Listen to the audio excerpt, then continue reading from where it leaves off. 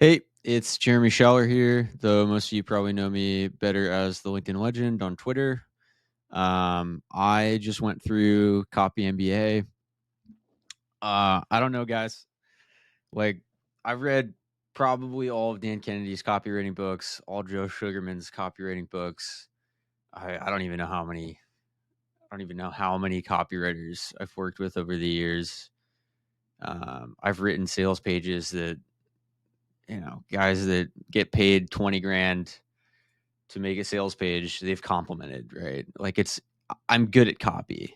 And I'm not saying that to like brag or anything. I'm just saying like there's not a whole lot I haven't learned or done to learn copy. And going through this, like I had not really thought of things in terms of writing structures. I had never really like nobody's talked so much about brand copy. I hadn't really ever been taught like webinar sales page copy specifically.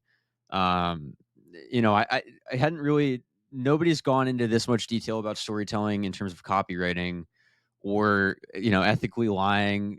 I mean, all these things are just, it's stuff that those guys have figured out and started doing intuitively, but nobody else has really talked about to the depth that they have.